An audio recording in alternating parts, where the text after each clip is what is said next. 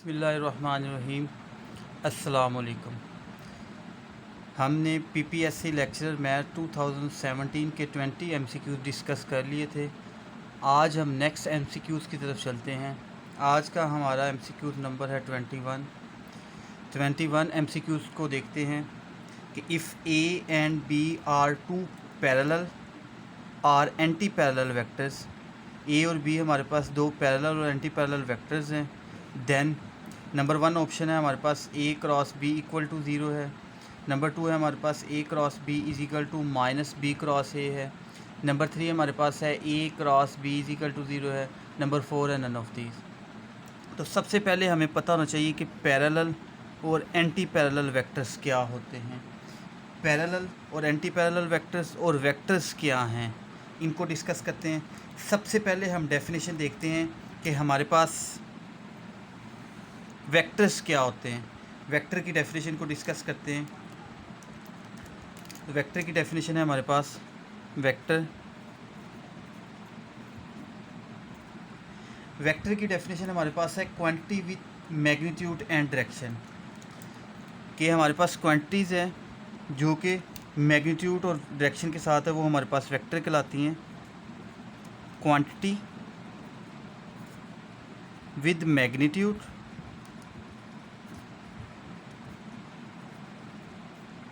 And direction, जिसकी magnitude भी हो डायरेक्शन भी हो, तो वो हमारे पास वेक्टर्स होते हैं।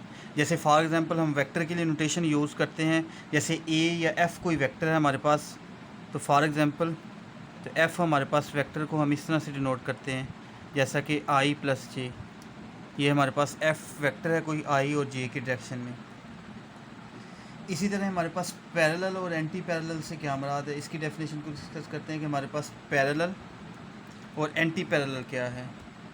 तो सबसे पहले हम डेफिनेशन देखते हैं कि पैरेलल वेक्टर्स क्या होते हैं। तो नेक्स्ट है हमारे पास पैरेलल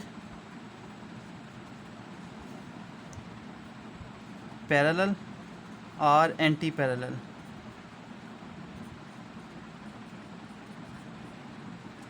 पैरेलल और एंटी पैरेलल वेक्टर्स हमारे पास है। अगर इसकी डेफिनेशन देखें तो हमारे पास है vector which as scalar multiple of each other. वो वेक्टर्स हमारे पास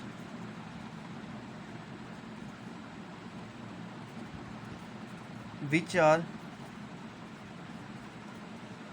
स्केलर मल्टीपल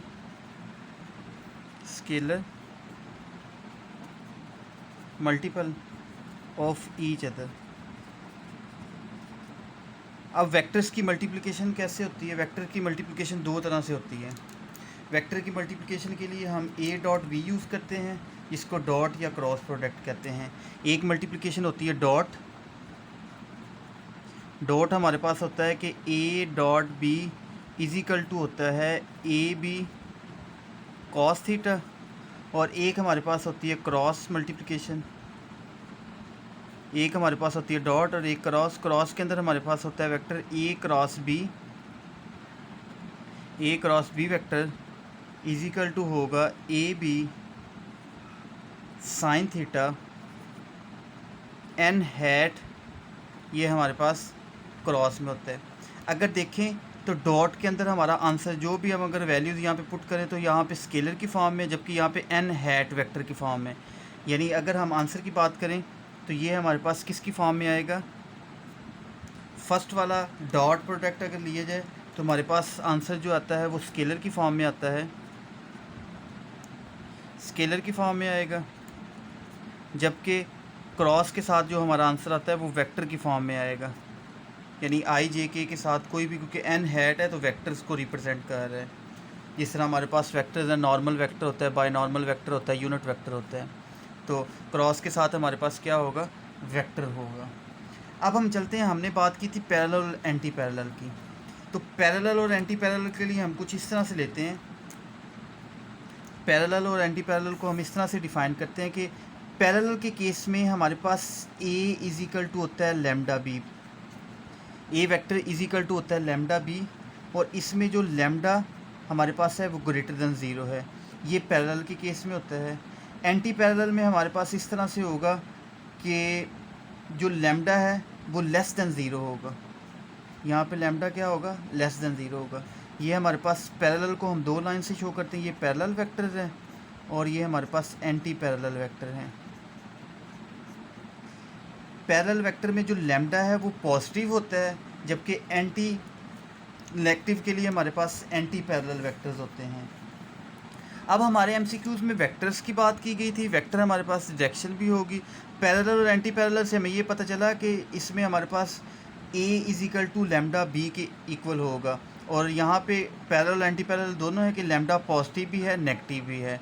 अब देखें हमारा जो है क्वेश्चन वो क्रॉस के साथ है, डॉट के साथ नहीं है, और हमने कहा था कि vector which are scalar multiple of each other, तो ये मल्टीप्लाई यहाँ पे डॉट की फॉर्म में नहीं होगा, क्योंकि हमारे जो एमसीक्यूज़ के जो आंसर्स हैं उनके अंदर सिर्फ़ और सिर्फ क्रॉस गिवन है। तो हम क्रॉस वाला केस देखते हैं। तो क्रॉस वाला केस हमारे पास यहाँ पे ये है कि a cross b is equal to a B sine theta N hat. तो ये वाला हमारा केस है यहाँ पे। अब इसकी बात करते हैं कि पैरेलल और एंटी पैरेलल के केस में क्या होगा। वेक्टर्स की लाइन बनाऊँ, फॉर एग्ज़ाम्पल ये वेक्टर है हमारे पास, ये पैरेलल है, हमने कहा था इसमें लैम्डा हमारा ग्रेटर दैन ज़ीरो है। ये हमारे पास कोई वेक्टर है, ये एंटी पैरेलल है, इसमें लैम्डा लेस दैन ज़ीरो है। तो यहाँ पे पैरेलल के केस में हमारे पास जो थीटा होता है, थीटा जो होता है वो 0 डिग्री पे होता है, जबकि एंटी पैरेलल के केस में थीटा हमारा 180 डिग्री पे होता है, 180 डिग्री पे होता है। तो हमें ये पता है कि साइन 0 पे भी 0 होता है, साइन 180 पे भी 0 होता है। तो अगर हमारे केस में पैरेलल और एंटी पैरेलल वेक्टर्स की बात की जाए तो ये मेरे पास पैरेलल वेक्टर पे थीटा है और ये एंटी पैरेलल वेक्टर पे थीटा है। तो दोनों केसेस में हमारे पास, क्योंकि यहाँ पे साइन थीटा है तो साइन 0 पे भी 0 है, साइन 180 पे भी 0 है। तो इसका मतलब a क्रॉस b, यहाँ पे जब 0 पुट करेंगे 0 सबसे मल्टीप्लाई होकर हमारे पास आंसर क्या आ जाएगा, 0 आ जाएगा। तो इसका मतलब है कि a cross b is equal to 0। ये करेक्ट ऑप्शन होगी कि हमारे पास जो रिजल्ट बना है वो ये बना है कि a क्रॉस b, हम ये वाले दोनों थीटा यहाँ पे पुट करें तो हमारे पास रिजल्ट आएगा 0। तो अब हम अपने ऑप्शंस की तरफ चलते हैं। तो नंबर 1 ऑप्शन अगर देखें तो हमारे पास यही है नंबर 1 ऑप्शन कि a cross b is equal to 0। अब यहाँ पे देखें 0 के साथ n हैट वेक्टर है, 0 नहीं है यहाँ पे, क्योंकि मल्टीप्लाई करेंगे 0 आएगा, 0 के साथ n हैट है तो 0 हमारे पास वेक्टर आएगा, क्योंकि क्रॉस में मैंने आपको बताया था कि जो आपका आंसर है वो वेक्टर की फॉर्म में आएगा, जबकि डॉट में हमारा स्केलर आता है। स्केलर के लिए यहाँ पे अब देखें 0, तो ये वाला 0 नहीं होगा, तो ये वाला यहाँ से क्रॉस हो जाएगा, ये वाला 0 नहीं होगा। हमारे पास यहाँ पे नल वेक्टर आएगा, ये जिसको 0 वेक्टर बोलते हैं। तो a cross b is equal to 0, ये वाला ऑप्शन करेक्ट होगा। इसी तरह नंबर b भी हमारे पास रॉन्ग है, नंबर d भी रॉन्ग होगा। तो यहाँ पे हमारा 21 ऑब्जेक्टिव्स का जो आंसर है वो a cross b equal to 0 होगा कि a और b अगर पैरेलल एंटी पैरेलल वेक्टर हों तो उनका जो क्रॉस है वो 0 वेक्टर आता है, 0 नहीं आता। यहाँ पे 0 वेक्टर है। नेक्स्ट एमसीक्यूज़ की तरफ चलते हैं। बस 22 एमसीक्यूज़ है। The vector equation of line through a point with position vector a parallel to a vector b। हमारे पास यहाँ पे दो कंडीशंस दी गई हैं कि कोई वेक्टर इक्वेशन है लाइन की, उस पे पॉइंट है जो कि पोजीशन वेक्टर a के साथ पैरेलल है। तो वेक्टर a हमारा जो पैरेलल है, जबकि b वैसे ही है। और इसमें t के साथ कंडीशन है कि t हमारे पास स्केलर है। तो यहाँ पे दो वेक्टर हैं a और b, तो वेक्टर इक्वेशन। तो अगर हम लास्ट प्रीवियस एमसीक्यूज़ की बात करें तो वहाँ पे पैरेलल और एंटी पैरेलल के लिए हमने देखा था कि हमारे पास जो लैम्डा इज इक्वल टू होता है, a इज इक्वल टू है हमारे पास, a इज इक्वल टू हमारे पास क्या होता है b के। तो अब देखिए यहाँ पे हमारे पास एक पॉइंट हो है पोजीशन वेक्टर के साथ और पैरेलल टू वेक्टर b है। हमारे पास जो पॉइंट है, अगर पॉइंट की बात करें, point with the position vector a के साथ है, जबकि पैरेलल वेक्टर b के साथ है। तो एक हमारे पास पॉइंट शो होगा और एक हमारे पास वेक्टर शो होगा जो कि पैरेलल होगा।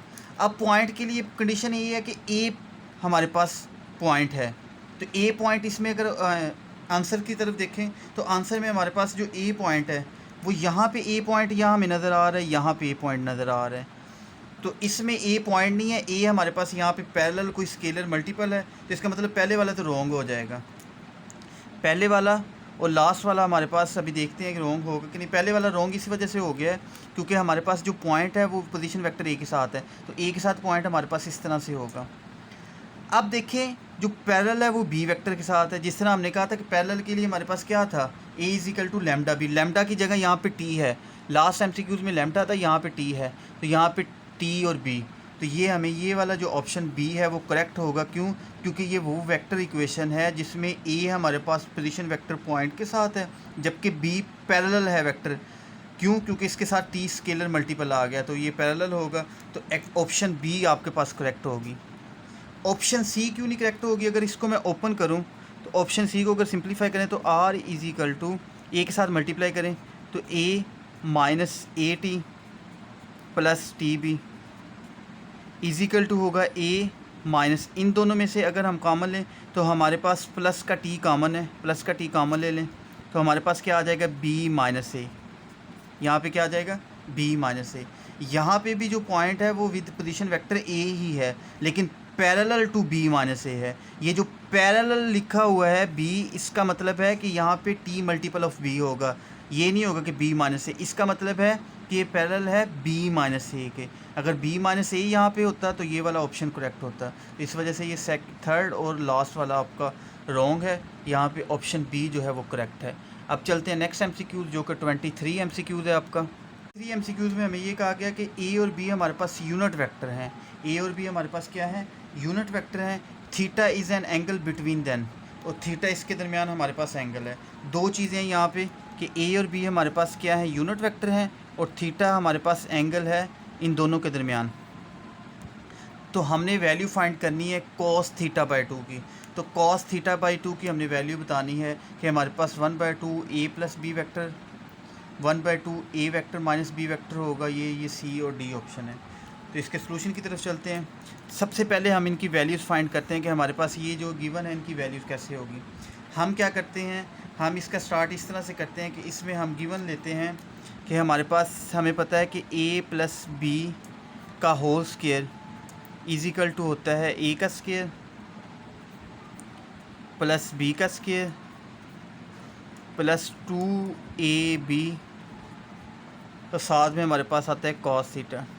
तो हमने एक फार्मूला यूज़ किया है, एक रिजल्ट को यूज़ किया है कि हमारे पास a vector plus b vector का होल स्क्वायर हमारे पास इज इक्वल टू होता है ए का होल स्क्वायर वेक्टर का प्लस बी वेक्टर का whole square plus 2a vector magnitude, इसको मैग्नीट्यूड और मोड पढ़ते हैं, यानी ए मोड का स्क्वायर, बी मोड का स्क्वायर या मैग्नीट्यूड का स्क्वायर।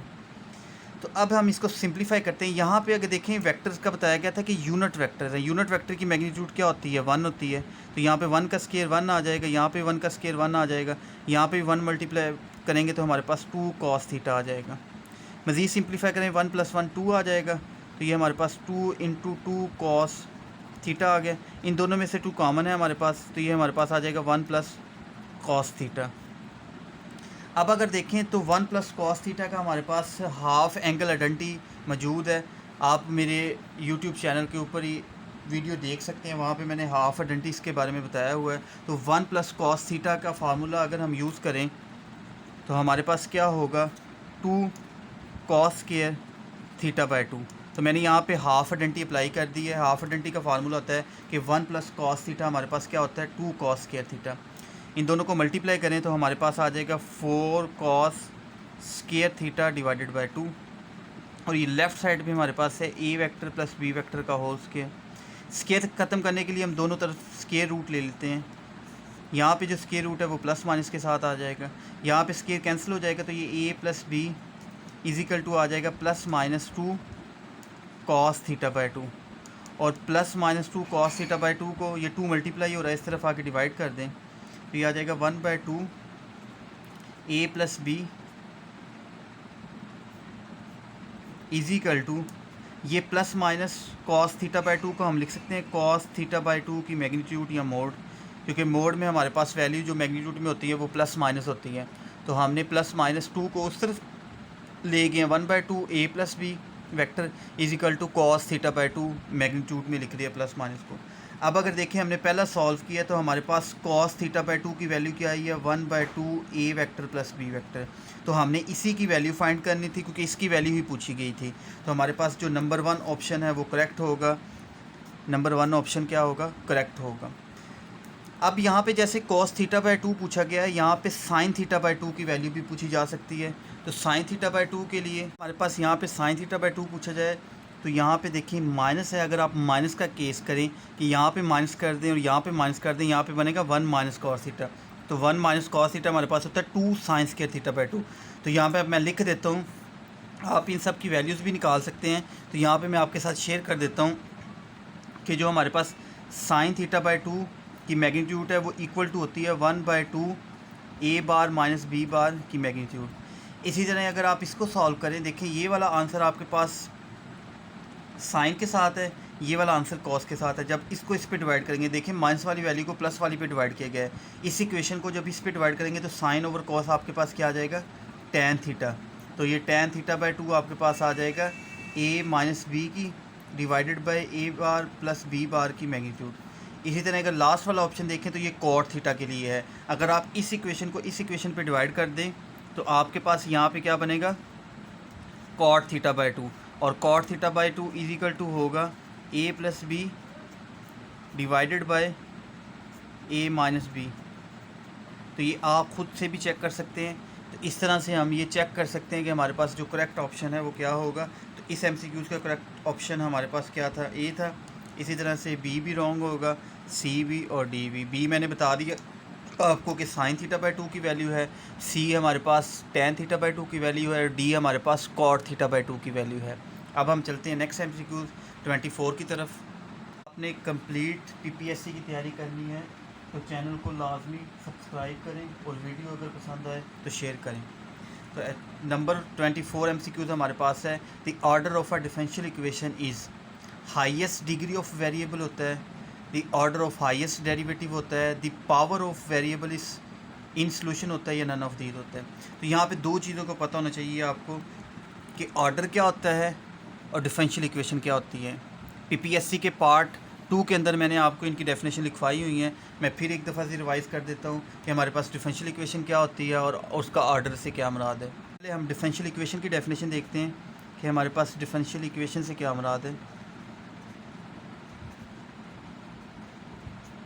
डिफरेंशियल इक्वेशन को हम D.E से भी रिप्रेजेंट करते हैं, equation that relate one or more function and their derivatives. Simple हम इसकी डेफिनेशन ये लिख सकते हैं कि हमारे पास इक्वेशन वो इक्वेशन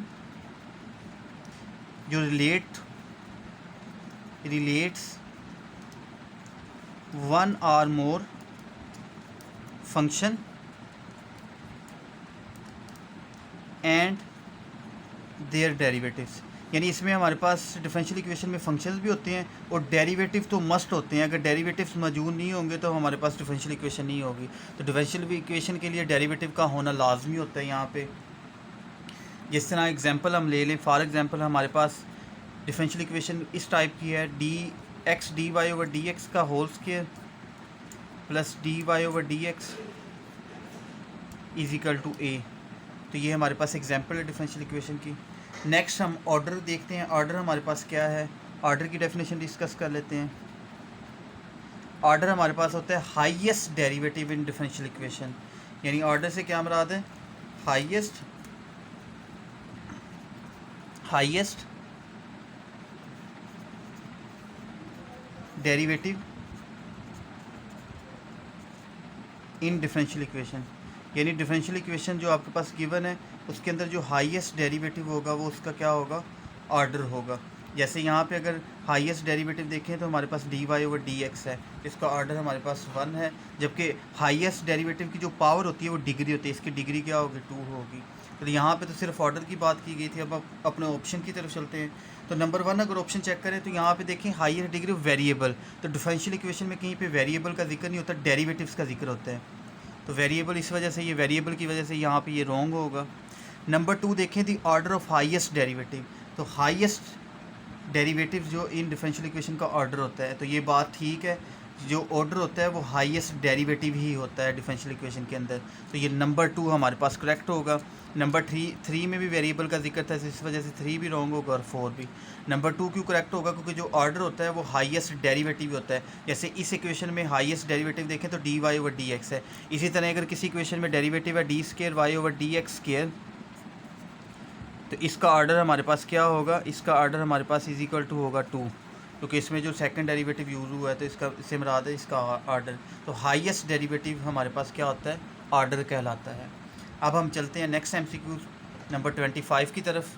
25 MCQs है, the differential equation 1 minus x square into d square y over d x square minus 2x dy over d x plus n into n plus 1 into y is equal to 0 is Bessel equation है, Legendre equation है, Poisson equation है, none of these है। तो इस MCQs के लिए आपको इन चारों इक्वेशंस का पता होना चाहिए कि ये चार इक्वेशन हमारे पास किस तरह से होती हैं। तो सबसे पहले हम बेसल इक्वेशन की जनरल फॉर्म लिखते हैं कि हमारे पास बेसल इक्वेशन की जनरल फॉर्म क्या है। तो इसको हम देखते हैं। तो बेसल इक्वेशन हमारे पास किसकी इक्वल होती है। तो सबसे पहले इनकी फॉर्म हम देखते हैं कि बेसल इक्वेशन हमारे पास किस टाइप की बेसल इक्वेशन होती है। तो नंबर 1 हमारे पास बेसल इक्वेशन है, तो ये होती है x square y double prime plus x y prime plus x square minus mu square into y is equal to 0। तो ये हमारे पास बेसल इक्वेशन की जनरल फॉर्म है।